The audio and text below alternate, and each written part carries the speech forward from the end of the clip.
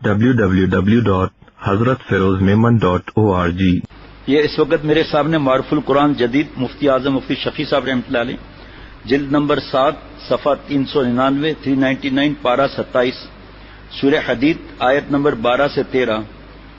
یوم تر المؤمنین والمؤمنات یسعى نورهم بین ایدیہم وبایمانہم بشراکم اليوم جنات تجری من تحتها الانہار خالدین فیہا ذالک هو الفوز العظیم۔ اس دن جب تم مومن مردوں اور مومن عورتوں کو دیکھو گے کہ ان کا نور ان کے سامنے اور ان کے دائیں جانب دوڑ رہا ہوگا۔ پتہ ہے ہم سب مومن ہیں، لیکن جس مومن کی بات ہو رہی ہے اس کے بارے میں آیت بیان ہو گئی، اللہ کا ولی، اللہ کا دوست، تقوی، کیا بات ہے۔ اور ان سے کہا جائے گا آج تمہیں خوشخبری ہے ان باغات کی نیچے جس کے نیچے نہریں بہتی ہوں گی، جن میں تم ہمیشہ ہمیشہ رہو گے۔ یہی ہے جو بڑی زبردست کامیابی ہے۔ اللہ فرما رہے یہی بڑی زبردست کامیابی ہے۔ اب یہ سوچیں ذرا، باغات کیا لکھا ہے؟ باغات کے جن کے نیچے نہریں بہتی ہوں گی۔ باغات کے نیچے نہریں، کیا منظر ہوگا وہ؟ کہیں لکھا ہے کہ ان گھروں کے نیچے نہریں بہتی ہوں گی۔ گھر کے سامنے تو نہریں بہتی ہیں، باغات کے سامنے تو نہریں بہتی ہیں، باغات کے نیچے وہ کیا منظر ہوگا؟ وہ کیا عرض کریں بھائی، جو ہم آنکھ کا زنا کریں گے، نام محرم، فیس بک، یوٹیوب وغیرہ اپنے بچوں اور بچیوں کے بھی برباد کرتے ہیں۔ اب فیصلہ میرے آپ کے اختیار میں ہے کہ وہ آنکھیں اگر توبہ نہیں کیا تو اللہ تعالیٰ کا دیدار کیسے ہوگا بھائی؟ اللہ تعالیٰ حفاظت فرمائے۔ بھی صرف ترجمہ ہے۔ پھر اللہ تعالیٰ فرما رہے ہیں یوم یقول المنافقون والمنافقات للذین آمنوا انظرونا نقتبس من نورکم قیل ارجعوا وراءکم فالتمسوا نورا فضرب بینہم بسور لہ باب باطنہ فیہ الرحمۃ وظاہرہ من قبلہ العذاب۔ اس دن جب منافق مرد اور منافق عورتیں ایمان والوں سے کہیں گے کہ ذرا ہمارا انتظار کر لو کہ تمہارے نور سے ہم بھی کچھ روشنی حاصل کریں۔ آج مذاق اڑاتے ہیں نا، داڑھی کا فنڈامنٹلسٹ ہو گیا ہے، کپڑے یہ پہنے ہوئے ہیں، یہود و نصارہ کے کپڑے پہنو اور ان کو اچھا سمجھنا۔ اس دن کیا حالت ہوگی دیکھ لیں آپ جناب۔ ان سے کہا جائے گا تم اپنے پیچھے لوٹ جاؤ، پھر نور تلاش کرو۔ پھر ان کے درمیان ایک دیوار حائل کر دی جائے گی جس میں ایک دروازہ ہوگا جس کے اندر کی طرف رحمت ہوگی اور باہر کی طرف عذاب ہوگا۔ یہ نعوذ باللہ یہ کس سے کہنے کی باتیں؟ تفسیر میں مفتی اعظم مفتی شفیع صاحب رحمۃ اللہ علیہ فرماتے ہیں بھائی دعا کرو پہلے میرے دل میں اتر جائے، ہم سب کے دل میں اتر جائے بات۔ پھر اب یہ دیکھیے اللہ تعالیٰ نے قرآن پاک کی آیت پڑھنے کی توفیق عطا فرمائی۔ اگر میں قاری صاحب سے نہ پڑھتا تو سورہ فاتحہ میں 26 غلطیاں ہوتی، ترجمہ غلط ہوتا، نماز نہیں ہوتی، میں گناہ گار ہوتا۔ اب بھی حالت برے ہیں، اب بھی اللہ سے معافی ہی چاہتے ہیں، لیکن روزانہ اس بڑھاپے میں 2 قاری صاحبان سبق سنتے ہیں اللہ کے کرم سے، ظہر بعد مغرب بعد، ابھی بھی اللہ کی رحمت سے۔ اور چند ماہ پہلے 8 یا 9 مہینہ پہلے نورانی قاعدہ ختم ہوا ہے۔ قاری صاحب نے کہا بس اتنے برسوں سے نورانی قاعدہ، اس میں شرم کی کیا بات ہے؟ بچے بھی میرے بیٹھے ہوتے ہیں، اس وقت دوسرے لوگوں سے تو میں کہتا ہوں بھائی مجھ سے پڑھا نہیں جاتا، باہر تشریف رکھیں، بچوں کو کیسے وہ بچے حیران ہوتے ہیں دادا الف با تا تا پڑھ رہے ہیں۔ یہ 6 مہینہ پہلے 8 مہینہ پہلے، چلو سال پہلے ختم ہوا ہے، اور اب تک سورہ فاتحہ ابھی کچھ مہینوں سے نہیں، ورنہ اب دوبارہ آج یا کل شروع ہوگا، پھر دوبارہ 30واں پارہ اور سورہ فاتحہ آپ روز سنیں گے۔ آسان تھوڑی ہے، آپ مجھ سے نماز پڑھوا لیں، دیکھتا ہوں کیسے پڑھوا سکتے ہیں، ایسا لگتا ہے ہارٹ اٹیک ہو جائے گا، سیکھا نہیں نا۔ اور امام صاحب اللہ اکبر، فجر کی نماز میں 1 رکوع، ہم دیکھ کے نہیں پڑھ سکتے، وہ بغیر دیکھے پڑھ رہے ہیں، کیسی مدد ہے ان کی۔ جو زندگی گزر گئی نا، باقی زندگی تو اللہ کو راضی کرنے والے بن جائیں نا، زندگی کا پتہ بھی تو نہیں ہے۔ شیخ العرب والعجم عارف باللہ حضرت مولانا شاہ حکیم محمد اختر صاحب رحمۃ اللہ علیہ فرماتے تھے ایک آدمی نے سچی توبہ کی 4 شرطوں سے اور نیک بنا، کچھ عرصے کے بعد انتقال ہو گیا، ایمان پر خاتمہ ہوا، سیدھا جنت میں، ٹھیک ہے۔ لیکن گناہ نہ کر کے جو اللہ کے پیارے مزہ لیتے ہیں، حق ہوتے ہوئے جو چھوڑ دیتے ہیں، کیا جملہ ہے بھائی، کیا قرآن پاک کا معاملہ ہے؟ سورہ حامیم سجدہ میں برائی کا بدلہ بھلائی سے دو، ان قریب تم دیکھو گے کہ تمہارا دشمن بھی تمہارا دوست بن گیا.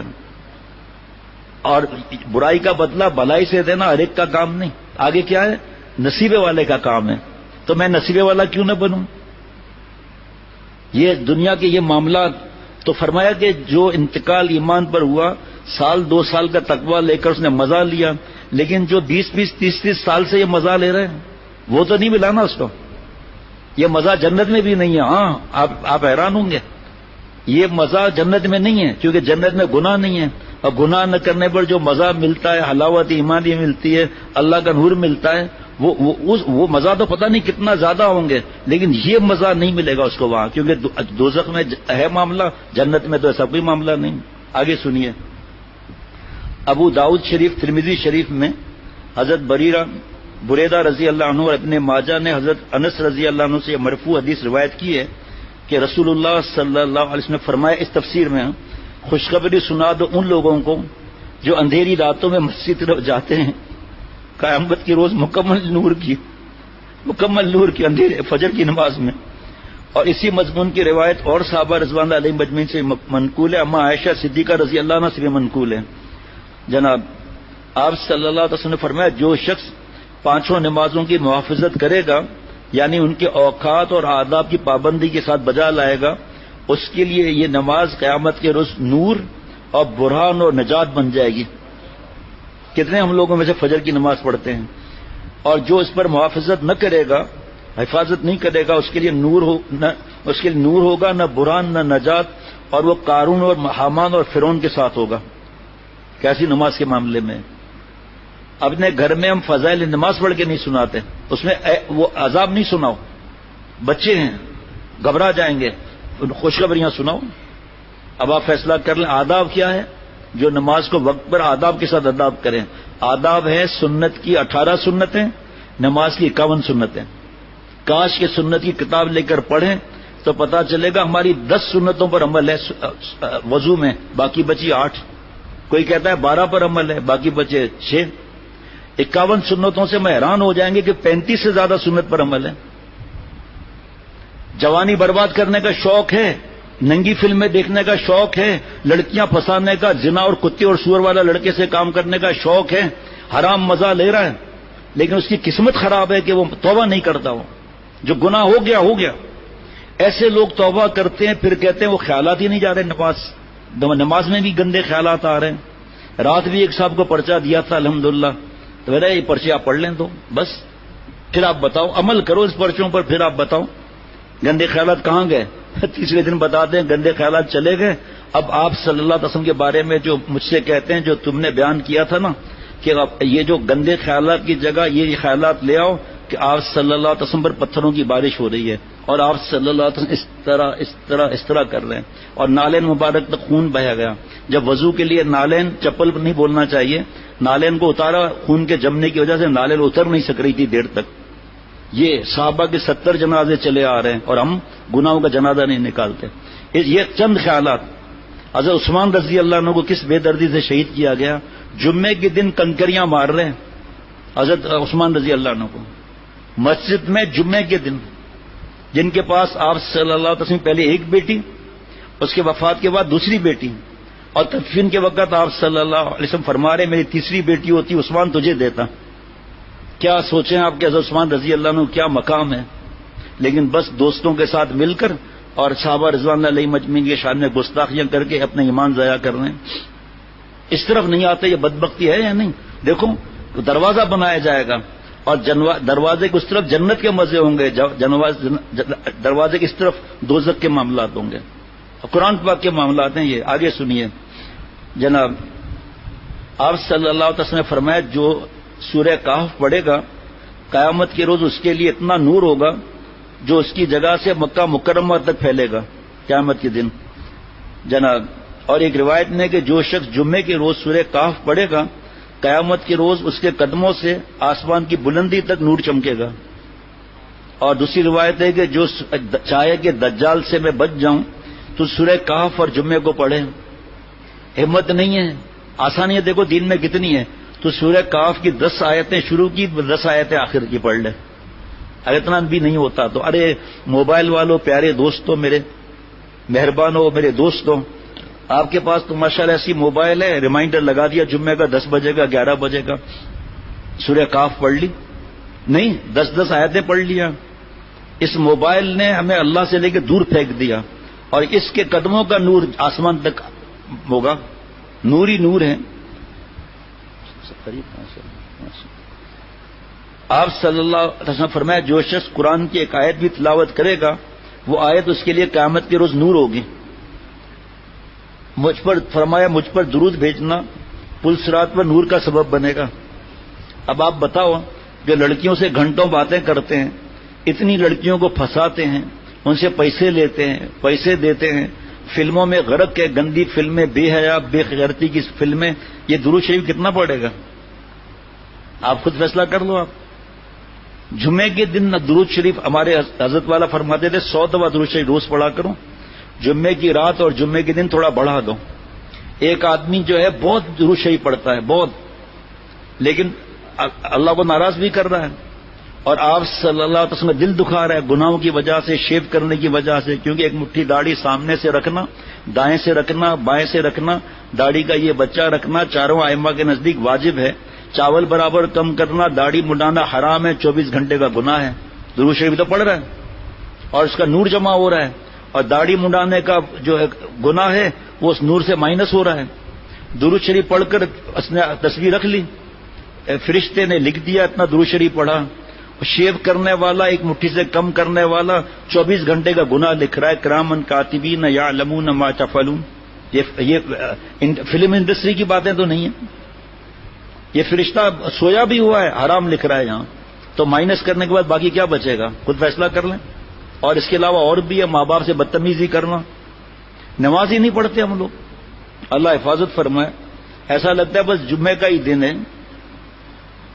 اللہ اکبر. آپ صلی اللہ علیہ وسلم نے حج کے احکام بیان کرتے ہوئے فرمایا کہ حج اور عمرے کے احرام سے فارغ ہونے کے لیے جو سر منڈایا جاتا ہے تو اس میں جو بال زمین پر گرتا ہے قیامت کے دن نور ہوگا.